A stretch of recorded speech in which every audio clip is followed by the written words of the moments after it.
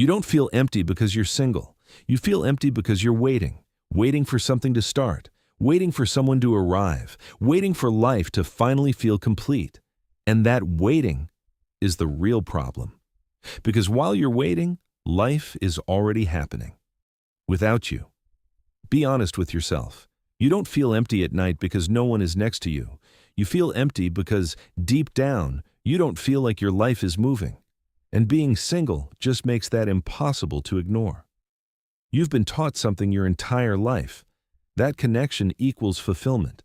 That relationships equal meaning. That the right person will fix the feeling you can't explain. So when you're alone, you interpret it as something missing.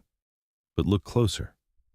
There are people in relationships who feel exactly like you do right now. Same emptiness, same restlessness, same quiet thought in the back of their mind. Is this it? So, maybe the problem isn't being alone. Maybe it's the way you've been taught to see it. Because alone and lonely are not the same thing. Alone is physical. Lonely is psychological.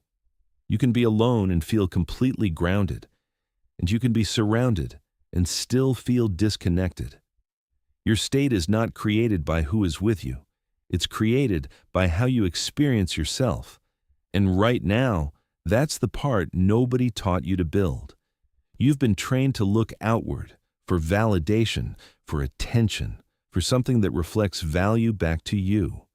You want someone to look at you a certain way so you can finally feel okay. But that's unstable, because the moment your internal state depends on someone else, you've already lost control of it. Here's the uncomfortable truth. You're not empty because you're single. You're empty because nothing is being built. No direction, no momentum, no sense that your life is moving toward something that matters.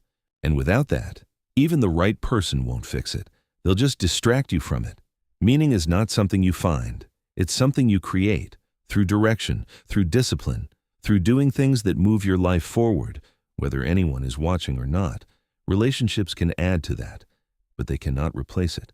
And when you try to use them as a substitute, they collapse under the pressure. Most people make the same mistake when they're single.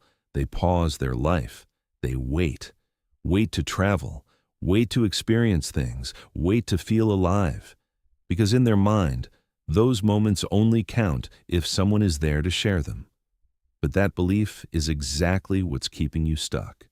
Because the more you delay living, the more you reinforce the idea that your life isn't enough on its own. And that belief becomes your reality. Expansion creates fulfillment, not relationships, not validation. Expansion, trying new things, moving. Your body, building something, putting yourself in environments that challenge you. That's what creates energy. That's what fills the space. When you don't have direction, you start looking for distraction, and relationships become that distraction, something to focus on, something to feel, something to escape into. But the moment you build real purpose, everything changes. Your focus sharpens, your standards rise, your emotional dependence drops. You stop needing someone to feel engaged, because your life already is. At some point, if you do this right, something shifts. You stop looking outward, and you start building inward. You realize that everything you were searching for externally, connection meaning fulfillment, can actually be generated by you. Daily, consistently, without waiting for permission, and that's where everything flips. Relationships stop being something you need and become something you choose, not from lack, from alignment. You're no longer asking, do they want me? You're asking, does this fit the life I'm building? That's power. And your interactions change. They become lighter, cleaner. You're not trying to get something anymore. You're not trying to be validated. You're just present. And ironically, that's when people start being drawn to you. Another truth you need to see clearly. Most of the pressure you feel right now is not real. It's social. You've been fed a timeline. Be in a relationship. Figure it out. Settle down. And when you don't follow it, you feel like you're behind. But behind what? A path that was never designed specifically for you. Pressure creates urgency. And urgency makes you settle. It makes you chase things you don't even truly want, just to feel like you're on track. But the moment you remove that pressure, clarity comes back. Now everything integrates. You stop waiting. You start building. Your life becomes active, intentional, directed.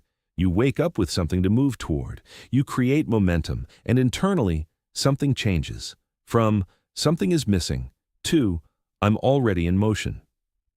This is the identity most men never reach, the self-sufficient man. Not cold, not detached, grounded. He doesn't feel incomplete. He feels stable. He doesn't chase connection. He creates it when it aligns. He doesn't depend. He chooses. And this applies to everything. Relationships, success, experiences. The pattern is always the same. You don't wait for life to give you something. You generate it. So go back to the beginning. You thought life would start when you weren't alone anymore, but now you see it differently. Life doesn't start when someone enters it. It starts when you stop waiting. Two men. One waits to feel complete. The other builds it daily. Same world, different mindset, different life. You were never missing someone. You were missing momentum, and the moment you stop waiting is the moment everything begins.